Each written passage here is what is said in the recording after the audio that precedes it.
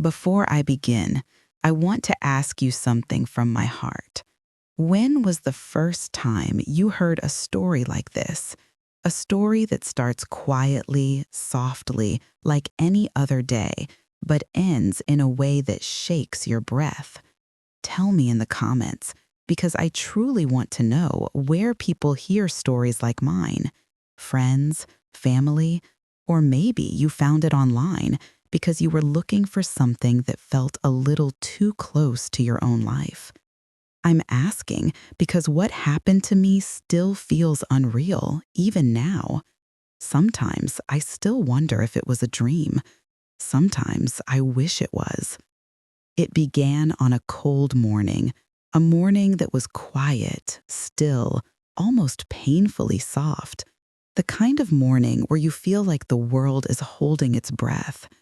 I was standing in a room filled with flowers, white lilies mostly. Their scent was so strong that it almost hurt to breathe.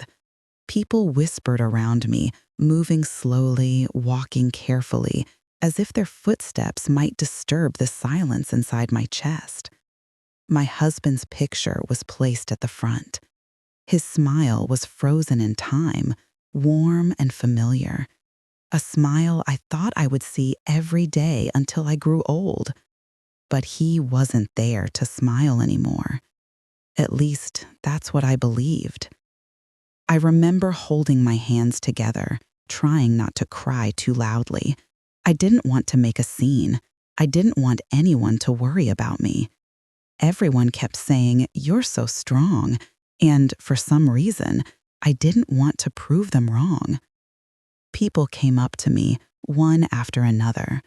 They hugged me, gave me soft words, told me they were sorry. I nodded at all of them. I don't remember most of their faces. Grief does that. It blurs everything. I kept looking at the casket. It was closed. They said it was better that way, that the accident made things too difficult to look at. I believed them. What else could I do? I stood there with my phone in my hand, not even realizing I was holding it until it vibrated. Just a small buzz, a tiny sound in the middle of the quiet. I looked down, and that's when everything changed. One message, one line, from a number I knew by heart. I am still alive. Trust no one. I froze. I didn't breathe. I didn't blink. It felt like the air around me disappeared. My husband's name was on the screen. I looked around, almost expecting someone to jump out and say it was a joke. But no one looked at me. No one moved toward me. Everyone was facing the front, listening to the pastor, staring at the flowers, wiping their tears. No one knew what just happened. I read the message again. I am still alive. Trust no one. My hands started shaking. My heartbeat felt too loud. For a moment, I thought I might faint. My husband had been gone for 3 days. 3 long days filled with tears, police reports, hospital papers, condolences, arrangements. He was gone. Everyone said so. Everyone believed it. So why? Why would his phone text me? I wanted to scream. I wanted to run. I wanted to throw the phone across the room. But I didn't. I slid the phone back into my pocket, held my eyelids tight for a moment, and breathed slowly. I didn't know what to feel. Hope? Fear? Confusion?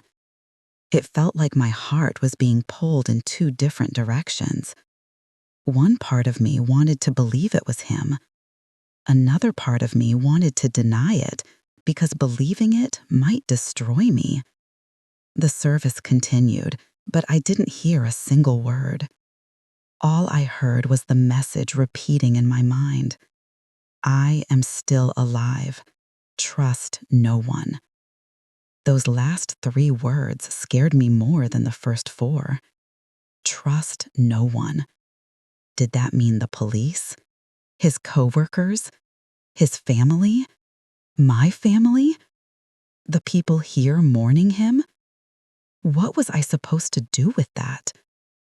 When the service ended, people came up to me again. They touched my shoulder gently, told me they were sorry, told me to stay strong. I nodded again. I don't know how I managed to look normal. My sister held my hand and asked if I was okay. I almost told her, but the words stuck in my throat. Trust no one. So I just whispered, I'm tired. She believed me. Everyone eventually walked out, leaving the hall quieter than before. I stayed behind for a moment, staring at the casket. Was he inside? Was someone else? Was the body misidentified? Was he kidnapped? Was he alive somewhere, needing my help? I had too many questions and no courage to ask any of them. I walked out slowly. The sky was gray, like it didn't want to decide if it should rain or not. The wind felt colder than it should have. I stood by my car, staring at the steering wheel like I had forgotten how to drive. Then my phone buzzed again. Another message. Don't go home. My breath hitched. I looked around. I didn't see anyone watching me, but suddenly I felt eyes everywhere. I typed back with trembling fingers. Where are you? No reply. I waited. 30 seconds. 1 minute. 2 minutes. Nothing. I typed again. Is this really you? Still nothing. I felt a weight pressing down on my chest. A heavy, sharp fear that made my fingertips cold. I leaned against the car and closed my eyes. My husband and I had our problems, small ones like any couple. But we trusted each other. Or at least I thought we did. Why would he send a message like this? Why disappear 3 days ago? Why let everyone believe he died? Why send it to me now, at his funeral? I didn't have answers, just a ringing confusion that wouldn't let me breathe properly. A car door slammed somewhere behind me, and I jumped. It was just someone leaving the service, but it made me realize something. If this was real, if the message truly came from him, then I had to be careful. Very, very careful. I got in my car and locked the doors. My hands were still shaking on the steering wheel, but I forced myself to breathe. I remembered the last morning I saw him. He kissed me on the forehead. He told me he loved me. He smiled like he always did. Nothing strange, nothing suspicious, nothing to warn me that our entire life was about to fall apart. I thought of calling the police, but then I heard his message again in my head. Trust no one.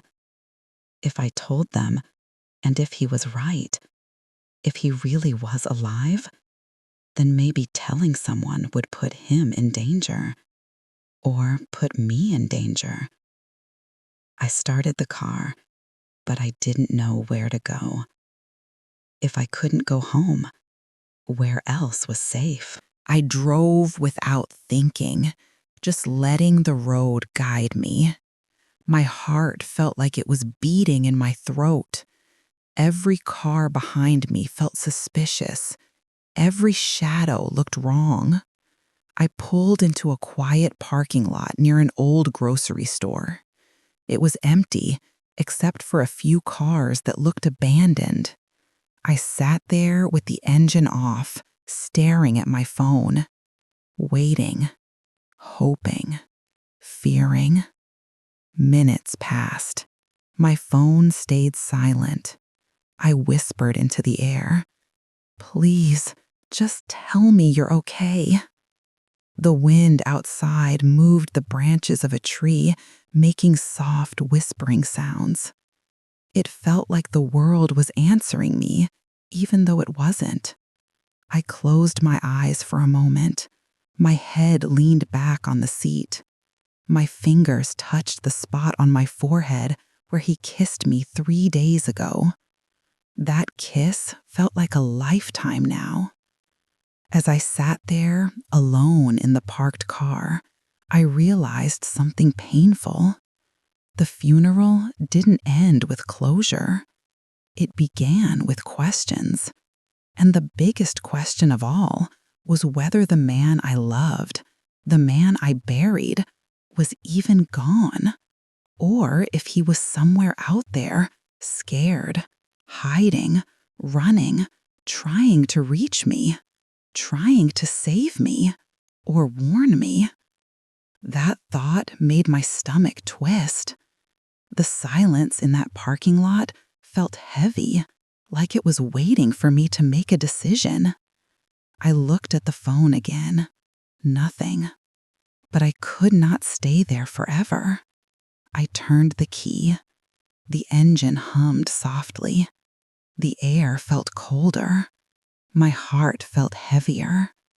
And that was the moment I decided I had to find the truth myself, no matter how frightening it was, no matter who I had to face, no matter what I might uncover. Because if my husband was alive, then everything I knew was wrong. And if he wasn't, then someone was playing a very cruel game with me. Either way, I had to follow the message. I had to trust the only thing I had left, his words. I am still alive. Trust no one. I drove away from that empty parking lot, not knowing that the road ahead would change everything I believed about my husband and about myself. When I finally got back on the road, the sky had grown darker. A thin layer of clouds stretched across the horizon, and the world felt quieter than usual. Maybe it was my nerves. Maybe it was grief. Or maybe it was the feeling that something invisible had started to shift around me. I kept driving without a destination. I just needed to think. I needed to breathe in a space that didn't hold memories or whispers of sympathy. I ended up pulling over near a small park where he and I used to walk in the evenings. It wasn't intentional, but the moment I parked the car, I recognized the old wooden bench under the worn-out lamppost. We had sat there countless times with warm coffee cups in our hands, talking about everything and nothing. Seeing that bench made my heart fold on itself. I turned off the engine and just sat there staring at it. It reminded me of simpler days. Days when I thought life was predictable, steady, safe. Days when I didn't question phone calls, shadows, or last messages. I stayed silent for a long time, letting the memories gather like mist around me. I remembered the first time I met him. I remembered that gentle smile he had, the one that always appeared before he spoke. I remembered the way he listened, not like he was waiting for his turn to talk, but like each word I said carried meaning. He wasn't perfect, but he was steady. He had flaws, but he had kindness too. And in all the years we were together, I never once doubted his love. Maybe that's why the message felt like a punch to my ribcage, because it didn't fit the world I knew. People say marriages change over time, and I guess that's true. Ours did too, but not in a way that made me suspect anything like this. We had small arguments sometimes, little ones, about bills, about time, about forgetting something at the grocery store. But we always found our way back to calmness. We weren't dramatic people. We lived quietly, peacefully. He worked in a logistics company. He said his job wasn't exciting, but it paid well. He often came home tired, but smiling. I worked part-time at a small bakery. Our lives were simple, almost ordinary. We had dinner together most nights, watched old movies, teased each other about silly things. Thinking about those tiny, warm moments made my chest ache.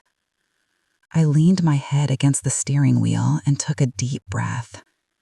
I didn't understand how the man who wrote those words, "I am still alive, trust no one," could be the same man who used to fall asleep on the couch with the TV on low volume. Something didn't add up. I tried to think back to the last week before he died. Was he stressed? Was he acting strange? Did he say anything unusual? The truth was, he didn't. Not that I noticed. The morning of the accident, he kissed me on the forehead. I could almost feel the ghost of that warmth, which now felt so far away. He said he'd be home early. He promised we'd make spaghetti together. He asked me if I wanted him to pick up milk on the way back. How does someone go from grocery list normalcy to a message like that?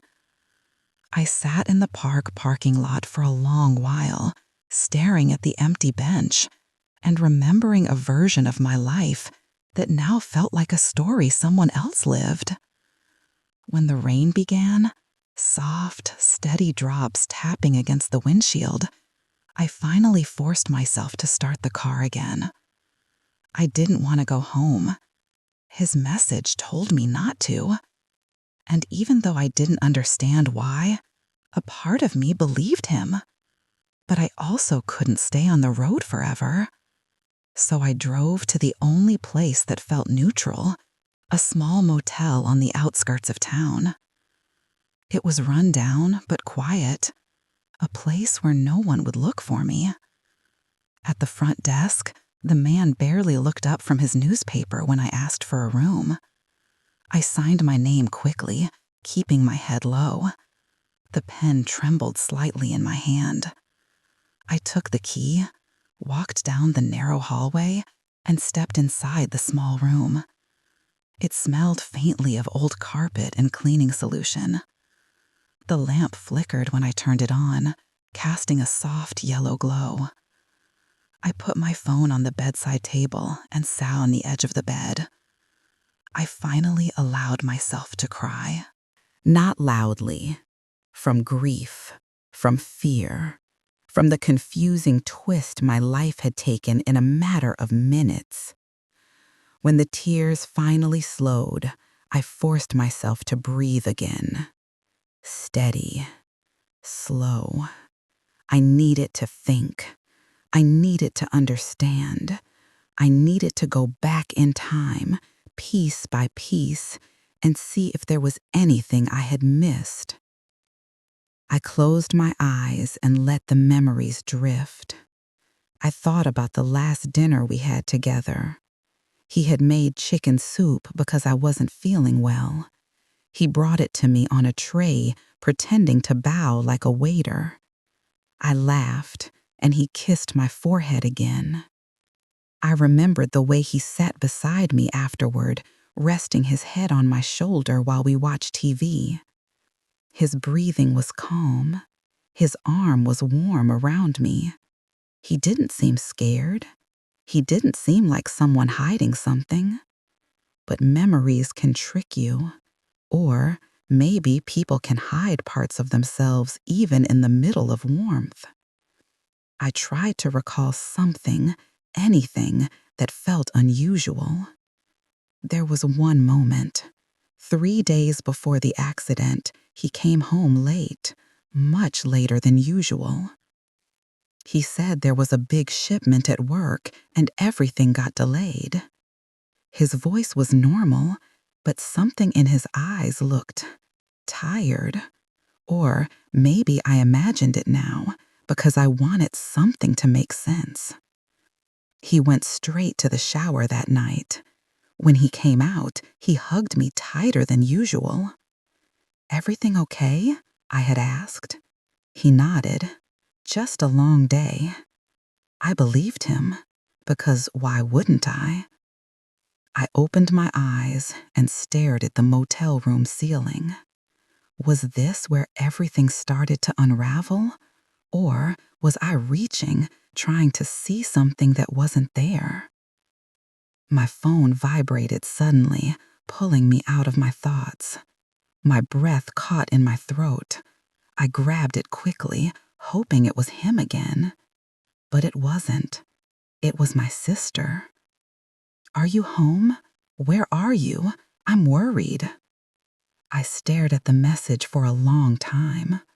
I knew she meant well, but I couldn't tell her the truth. Not yet. Not when I didn't even understand it myself. I put the phone down without replying. Trust no one. The words felt heavy. I took a deep breath and lay back on the bed, staring at the ceiling. The lamp buzzed softly, filling the quiet room with a faint hum. I tried to remember more of him, more of us. Our last trip together. It was just 2 months ago. We went to a small cabin near the mountains.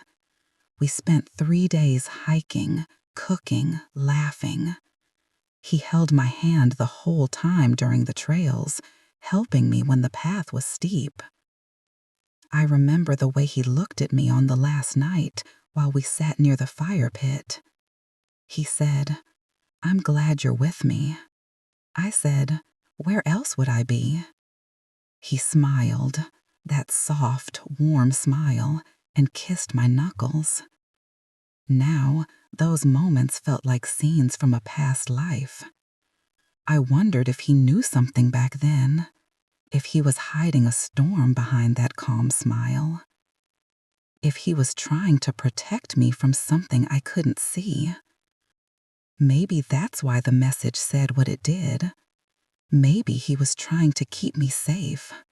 But from who? I closed my eyes again, letting the rain outside fill the silence. Its rhythm was steady, like a heartbeat against the window. I whispered into the empty room, "Where are you?" No answer came. After a while, I stood up and walked to the small window. The parking lot below was almost empty, except for my car and a truck parked near the entrance. Everything looked still, too still. I pulled the curtain back slightly and breathed out slowly. Nothing moved outside. The rain softened the world, making it look almost peaceful. But peace felt like a distant memory. I turned back to the bed, sat down, and hugged my knees to my chest. All I knew for sure was this. Something had happened to my husband. Something more than an accident. Something someone didn't want me to know. The message was too deliberate, too perfectly timed, too urgent. It wasn't a prank, not with that many details, not with the exact fear that slid into my bones. I tried to steady my breathing again. My mind felt full, too full, like I was trying to hold a story that hadn't been told to me yet. Eventually, exhaustion pulled me under. I didn't plan to sleep. I didn't mean to. But my eyes closed and my mind drifted into a heavy, restless fog. I dreamt of him. Not the way he was days before the accident, but the way he looked when we first met. Younger, smiling gently. He reached out to me as if trying to say something. His lips moved, but I couldn't hear the words. I tried to reach for him, but he stepped back, slowly fading into the darkness. When I woke up, my heart was pounding. The room was dark, except for the dim glow from the parking lights outside. I reached for my phone immediately. Still nothing. The silence stretched across the room like a shadow. I whispered into the darkness, "Please, just tell me something." My voice cracked at the end, and that's when the next shift in my life began. Quietly, like a whisper behind a door I hadn't opened yet. Because the truth was about to take shape, piece by piece, slowly, painfully, and nothing would be the same again. I sat there in the dim motel room for a long time after waking up, listening to the steady hum of the air conditioner. The world felt strangely quiet, like the silence that settles after a storm but before the next one arrives. My thoughts were scattered, tired, and heavy. I rubbed my eyes and tried to calm my breathing. Morning light began to soften the room. A pale, grayish glow seeped through the curtains. It didn't feel like a new day. Not really. It felt like the continuation of a nightmare that refused to let me rest. I finally stood up, feet touching the cold floor, and walked to the small sink in the corner. I splashed water on my face and stared at my reflection in the mirror. My eyes looked tired and swollen, like I had lived a full year in a single night. I whispered, "I need to understand." The motel room felt too small, too quiet, too filled with unanswered questions. I needed air. I needed space to think. So I grabbed my jacket, slipped my phone into my pocket, and stepped outside. The rain had stopped, leaving the ground wet and reflective. The sky was still heavy with clouds, the kind that make every sound feel muted. I walked slowly toward the edge of the lot, letting the cool air calm my thoughts. A few cars passed on the road, their tires making soft splashing sounds. The world went on as if nothing had changed, but everything had changed for me. I took a deep breath and decided to go back to my car. I didn't want to return home, but I needed to move. Staying still felt dangerous, or maybe it just felt suffocating. I unlocked the car and sat inside, hands gripping the steering wheel. I stared through the windshield, unsure of where to go next. His message kept repeating in my mind like a quiet echo that wouldn't fade. I am still alive. Trust no one. Those last 3 words tightened something in my chest every time I thought about them. They weren't vague, they weren't casual. They were specific, urgent, deliberate. But what did they mean? Was someone watching me? Had someone lied to me about the accident? Was he in danger? Was I? A soft vibration startled me. My phone. I grabbed it, heart pounding, hoping it was him. But it was my sister again. "Please call me. We're all worried." I stared at the message. My fingers hovered over the keyboard, wanting to type anything, something, but the words wouldn't come. I couldn't involve her, not yet, not when I didn't understand what I was walking into. I set the phone down again, feeling a small wave of guilt rise in my chest. I hated keeping her in the dark, but I had no choice. Not when the only message I had was telling me to trust no one.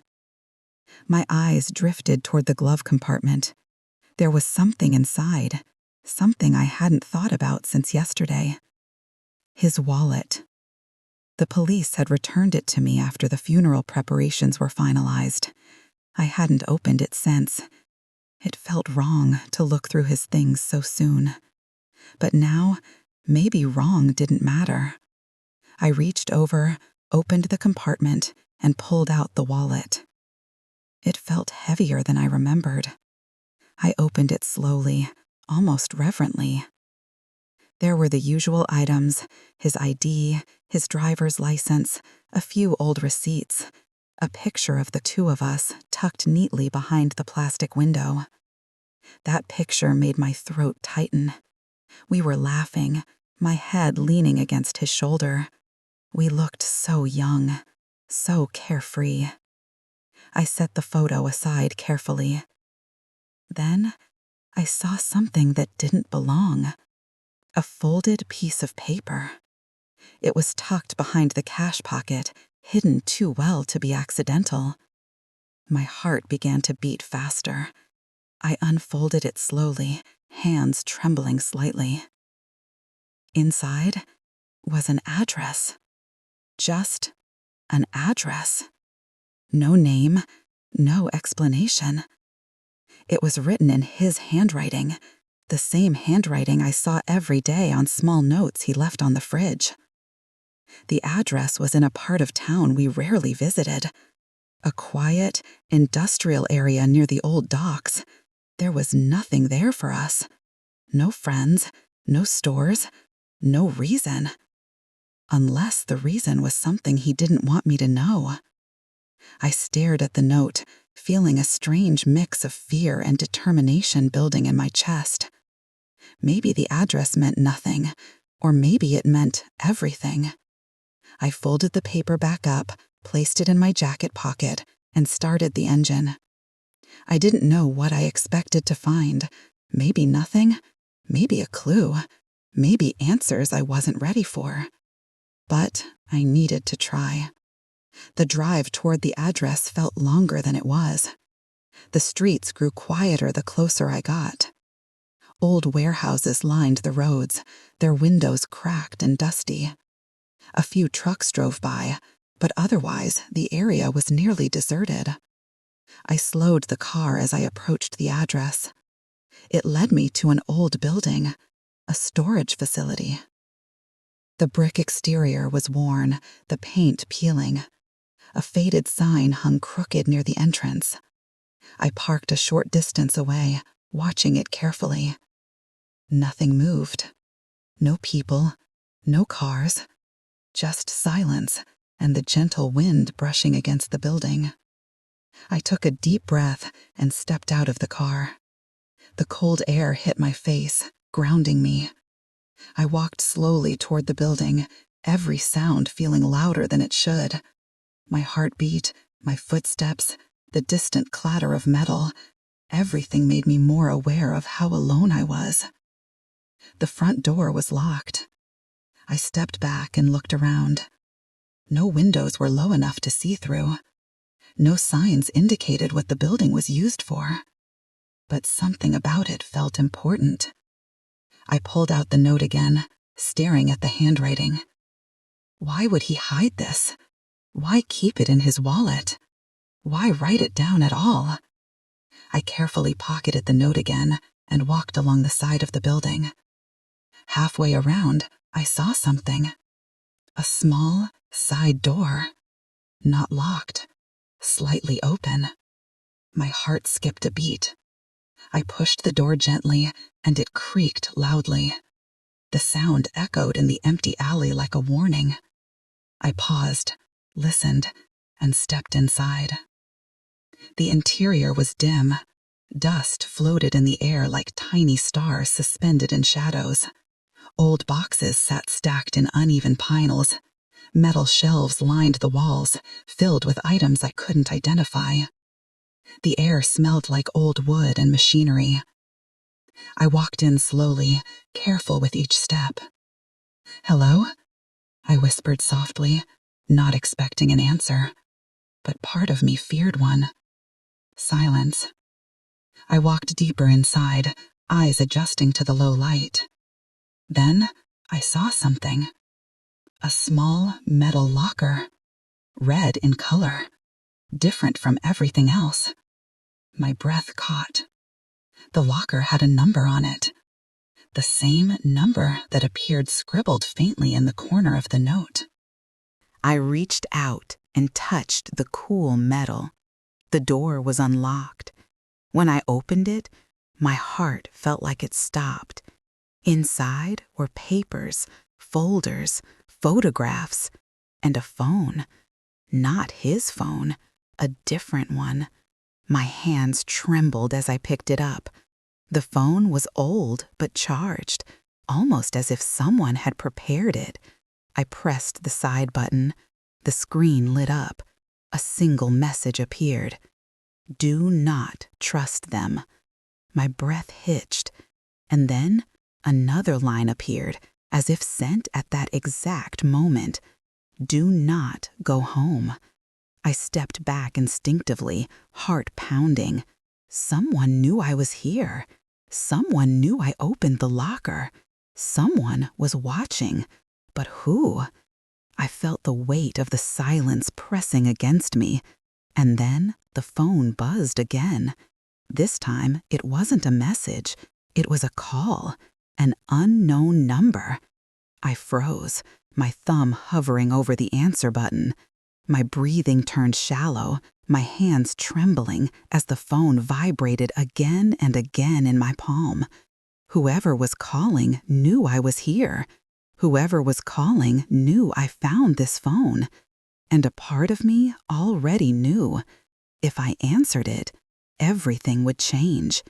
Everything in my life had already begun to unravel, but this felt like the moment where the floor beneath my feet truly shifted.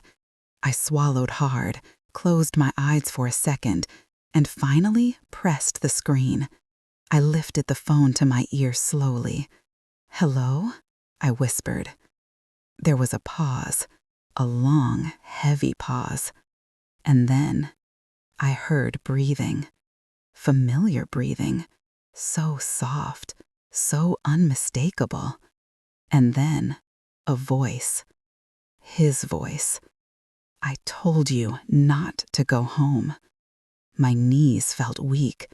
Everything around me seemed to tilt. "How?" I tried to speak, but my voice barely made a sound. "Listen carefully," he said, voice low and strained. "You're in danger." I felt my throat tighten. "What's happening?" I whispered. "Why did they say you were—" "I don't have much time," he cut in, "but you need to leave right now." "But go, now." And then the line went dead. I stood frozen in the silent storage room, phone still pressed to my ear, heart pounding so hard it almost hurt. He was alive. He was alive. But he was scared, and that terrified me more than anything else. I looked around the room again, suddenly feeling like the shadows had eyes. I backed away, my breath coming in sharp, shaky exhales. I needed to leave. I needed to move fast. But I also needed answers, more than ever. The truth was unraveling, piece by piece, like thread slipping from a tightly woven fabric. And now that I had heard his voice again, I knew one thing for certain. The world I thought I understood was gone. Everything had changed. And the real story, the dangerous story, was only just beginning. I still remember the moment my life split in two. Before that moment, everything felt confusing, painful, uncertain, but still understandable. After that moment, nothing made sense anymore. The world I thought I knew, the home I thought I lived in, the marriage I believed I had, all of it changed with a single truth that came to light. It happened 3 days after the funeral. I had barely slept. My body felt heavy, as if sleep refused to visit me in a house that suddenly felt too quiet. Every sound echoed, every shadow felt strange. Even the ticking of the old wall clock sounded louder than usual. I woke up early, not because I was rested, but because I could no longer stay in bed with my thoughts. The text message still sat on my phone screen. I had not replied. I didn't know if I should. I didn't know how to. What do you even say to a dead man who claims he is alive? As I walked into the kitchen, I noticed the chair he used to sit on. It was still pulled out just a little, the way he always left it. My breath caught in my throat. I had not touched anything since the day before the funeral. I made tea without thinking. I stared at the boiling water, not really seeing it, feeling like my mind was elsewhere, maybe stuck between past and present, maybe too scared to move forward. As I sat down, my phone buzzed. A new message. My hands trembled as I picked it up. If you want proof, look under the floorboard where we kept the emergency cash. Stay calm. My heart dropped. The emergency cash spot. Only he and I knew about it. It wasn't written anywhere. We never told anyone. It was our private storage place in case something happened. A little space beneath one loose wooden board in the hallway. I stared at the message for a long time. I didn't reply. I didn't breathe for a moment either. Then finally, I stood up. Each step toward the hallway felt heavy. I kneeled on the floor and pressed my fingers against the familiar loose board. It lifted easily, just as always. Inside, instead of the usual envelope of cash, there was a small folded paper. My hands shook as I opened it. A simple line was written, in his handwriting. I recognized it immediately. They are lying to you. Do not trust anyone. I'm alive. I almost fell backward. I dropped the note and pressed my hand against my mouth, trying not to cry, not because of sadness, but because of fear. For the first time since the funeral, fear settled deep inside me. This wasn't a joke. This wasn't a glitch. This wasn't a dream. This was real. Someone had placed this paper here recently because before the funeral, I checked the emergency cash for some expenses. There was no note then. My husband, or someone pretending to be him, was sending me messages and leaving notes right inside my home. I sat there on the floor for a long time, holding the paper, trying to breathe normally. The house felt different now. The silence felt dangerous, not peaceful. After a while, I stood up and closed the floorboard. I walked back into the kitchen and sat down again. My tea had turned cold, but the fear inside me was just beginning to rise. Just when I was gathering strength to decide whether I should tell someone, the front door unlocked. I froze. Slow footsteps entered the house. I knew the sound. Those steps belonged to my brother-in-law, Daniel. He had been visiting often since the funeral. He said he wanted to help me, support me, stay close so I wouldn't feel alone. But now I felt something different. His presence suddenly felt too convenient, too close. He walked into the kitchen with a soft smile.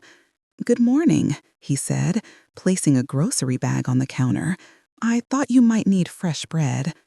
I nodded, trying to appear calm, but inside, something told me to stay quiet, to not mention the note, not mention the messages, not yet. I needed to understand more. Daniel glanced toward the hallway, the same hallway where the floorboard lay disturbed just minutes ago. "Did you sleep any better last night?" he asked, sounding gentle, but something in his eyes looked anxious. "No," I answered softly, "not much." He nodded, then cleared his throat. If you ever feel unsafe here alone, you can stay at my house for a while. I forced a smile. I'll be okay. He studied my face for a long moment, then slowly nodded again.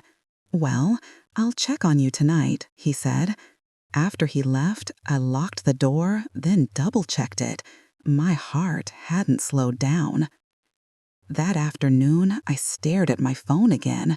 Should I reply? Should I demand answers? Should I call the police? Then another message appeared. They will try to move you into their home. Say no. Please trust me. I felt cold all over. How did he know what Daniel said? Was he watching me? Was he nearby? Or could Daniel be involved in something? I replied for the first time. If you are alive, why don't you come to me? The answer came almost immediately. I can't. It's not safe for either of us. I stared at the screen, my breath uneven. Who is trying to hurt us? I typed. The reply came seconds later. The same people who arranged the accident. My whole body went numb. I read that line again and again, feeling every word burn into me. The accident? Arranged? Not an accident? Someone caused it? I felt dizzy. I stood up and paced around the small living room, my hands shaking. I kept replaying the days before the accident, the arguments my husband had with his brother, the way Daniel insisted on handling all the insurance papers, the way he avoided looking at me on the day of the funeral when I cried too hard.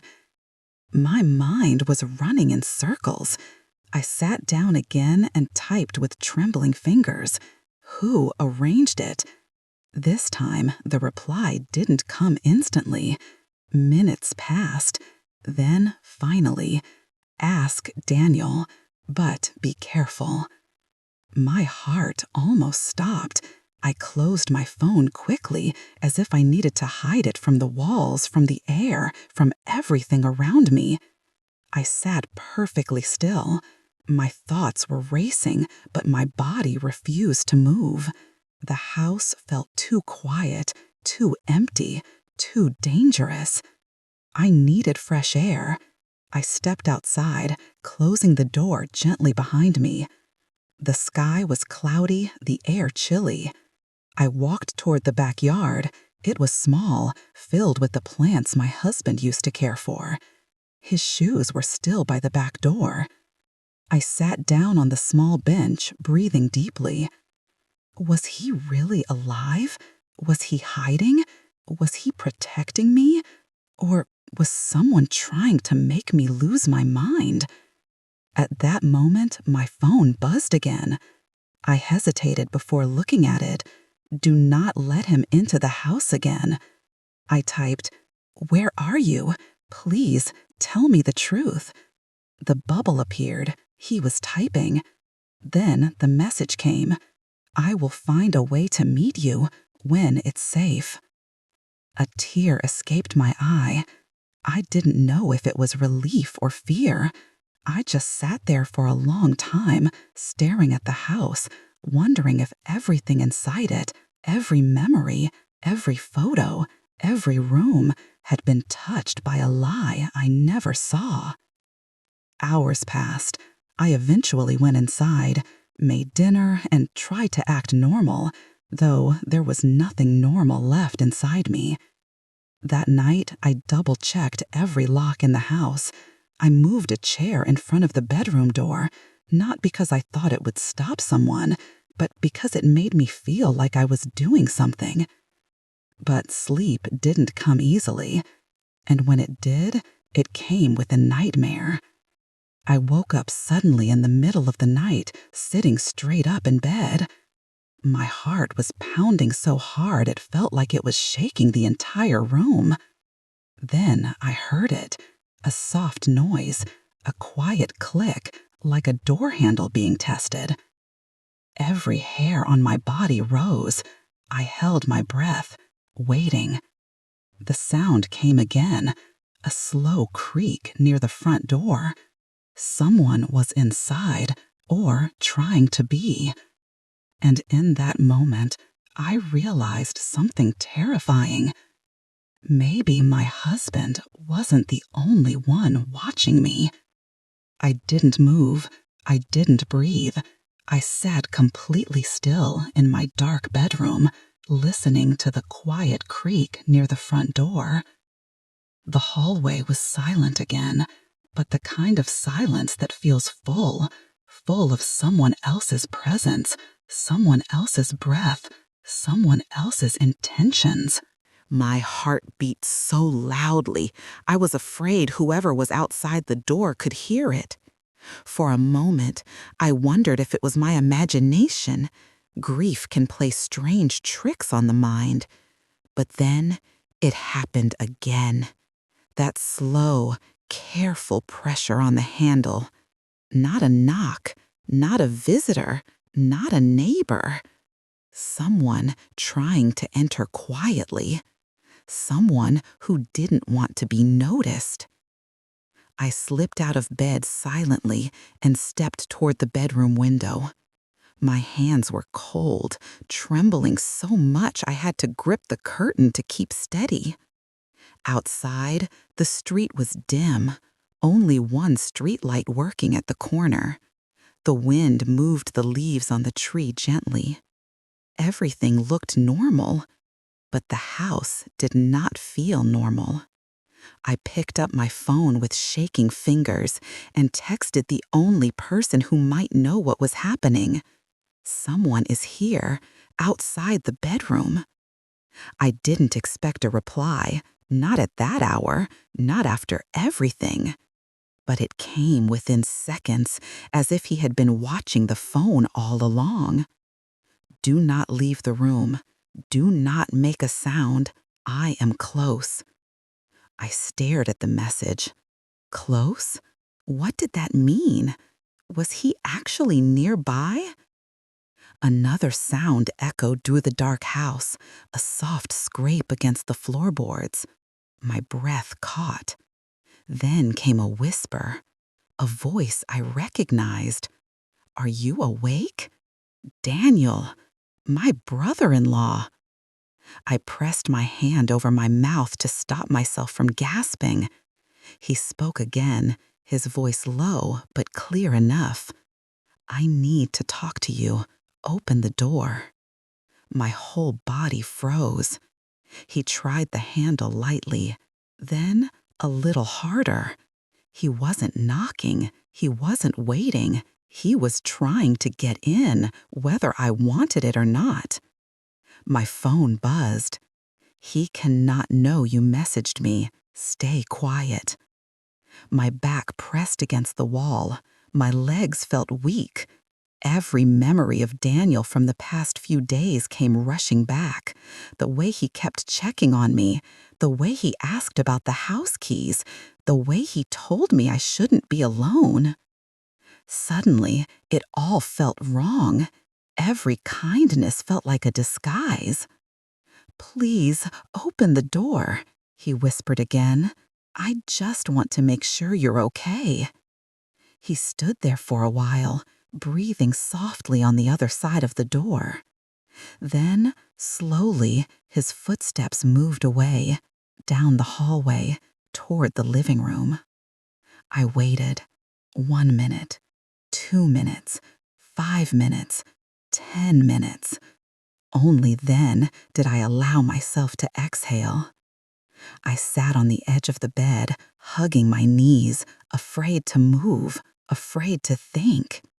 My phone buzzed again. Wait for my signal. Do not open the door for anyone. The window rattled lightly. The night air felt heavy, like the world outside was holding its breath with me. Minutes turned into hours. At some point, exhaustion pulled me down. I sat with my back against the bed frame, still holding the phone in my hand, still staring at the door as if it might open any second. I must have fallen asleep, because when I opened my eyes, The sky outside was lighter. Morning. The chair still blocked the door. The room looked untouched, but the fear lingered like a shadow. I stood up slowly, moved the chair aside, and opened the door a crack. The hallway was silent. I stepped out cautiously. The front door was locked. The windows were still closed. Nothing seemed disturbed. But then I noticed something. On the kitchen table, a mug with a faint ring of coffee inside, still warm. Daniel had been there. He had stayed longer than I thought. He had walked around my home while I was asleep. I felt a wave of nausea. My phone buzzed again. Do not confront him. I am coming today, around noon. Be ready to leave. Leave? Leave with who? Where? Was it really him? Could I trust these messages?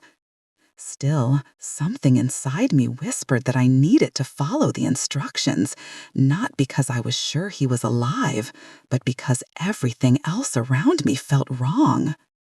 I packed a small bag, just clothes and documents. I didn't take anything sentimental, not even a photo. I felt too confused, too scared to choose memories. The hours until noon passed slowly. I stayed near the window, watching the street, waiting for any sign. At 11:57 a.m., a text arrived.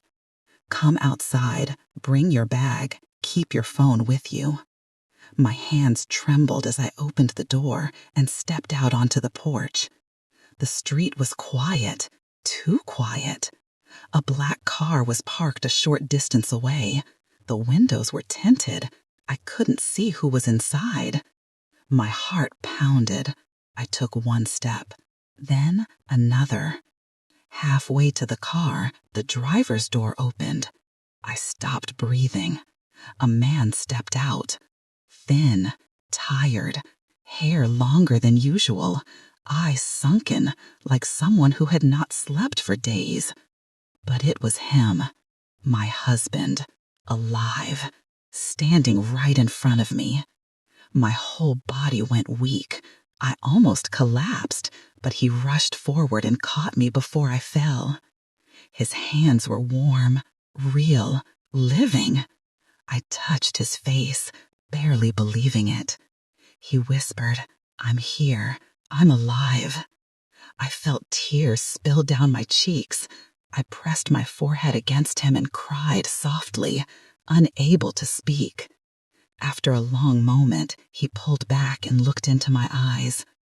"We don't have much time," he said quietly. "We need to leave before they notice." My voice trembled. Who? Who did this to us? His jaw tightened. My brother. Those two words cracked something inside me. I stepped back slightly. "Daniel?" He nodded, pain filling his eyes. He arranged everything.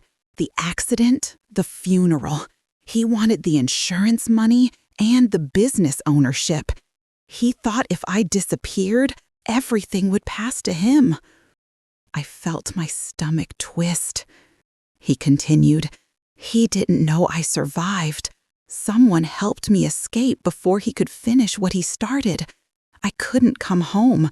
I thought he would hurt you too." My knees almost gave out.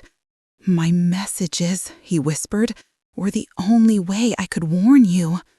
I looked toward the house I had lived in with love, grief, confusion, and now fear. A house Daniel had walked through freely. My husband gently squeezed my hand. "We need to go." My heart raced. Where? "Somewhere safe. I have people helping me. We'll explain everything to the police when the time is right." I looked at him, really looked at him, and realized how broken he looked, but alive. Alive because he fought to live. Alive because he wanted to protect me. I nodded slowly. We walked toward the car together. But just before I reached the car door, I heard a voice behind me, sharp, angry, desperate. "Don't get in that car." I froze. Daniel stood near the porch, his face pale, eyes cold, chest rising and falling fast. I had never seen him look like that. He took one step forward. "Come here. Now." My husband stepped protectively in front of me. "Stay back," he warned. Daniel's voice cracked. "You were supposed to be dead." A cold shiver ran down my spine. My husband held my hand tightly and whispered, "Get in the car." Everything happened fast after that. Daniel reached into his jacket. My husband pushed me behind the car door. The driver, someone I didn't recognize, stepped out and shouted something. Daniel backed away, furious, shaking, yelling words I couldn't make out. Then the car door slammed. We sped away. The house became smaller and smaller in the distance. Daniel stood there, powerless, watching us leave. The farther we drove, the more my body trembled. Relief and terror mixed inside me like cold waves. I looked at my husband. "Are we safe now?" I whispered. He squeezed my hand gently. "Not yet, but we will be." For the next few hours, everything felt unreal. We drove to a small safe house outside the city. Quiet, hidden, unfamiliar. Inside, it smelled of fresh paint and dust. One bed, one table, no pictures, no memories. But he was there. He sat beside me on the small sofa, holding my hand like he never wanted to let go. "I'm sorry," he whispered. "I should have told you sooner. I should have found a way to come home. I was scared he would follow me and hurt you." I leaned against his shoulder, tears falling silently. "You survived," I said softly. "That's all that matters to me." For the first time since his funeral, I felt a warm breath of peace inside my chest. We stayed there for days, planning everything: how to gather proof, how to go to the authorities, how to expose the truth. And finally, the day came when we walked together into a police station, hand in hand. The officers listened. They looked at the evidence. They compared signatures, phone records, messages, insurance papers, and the money trail. It didn't take long. Daniel was arrested. Insurance fraud, attempted murder, conspiracy. I didn't go to the hearing. I didn't need to hear his voice ever again. All I needed was him, my husband, alive. We moved far away after that. A small town, quiet, peaceful, no memories of pain. Sometimes, in the middle of the night, I still wake up expecting to hear a creak near the front door. But then I feel his arm around me, his steady breathing, his safe presence. And I know we survived something we were never meant to face. I often sit near the window in our new home, watching the sun rise slowly. I think about trust. I think about fear. I think about how someone you love deeply can betray you, and how someone you believed you lost forever can come back to save your life. I learned something important. People can lie. People can pretend. People can hurt you quietly. But truth always finds a way back to the surface. And sometimes, the person you thought you lost forever is the one who saves you in the end. I still keep the first message he ever sent me, the one that changed everything. "I'm alive. Trust no one." Now, in this quiet life with him beside me, I finally understand what that message really meant. It meant, hold on, I'm coming back for you. And he did. He came back. And that is the story of how I survived losing my husband twice, once to a lie and once to the truth that saved both of us.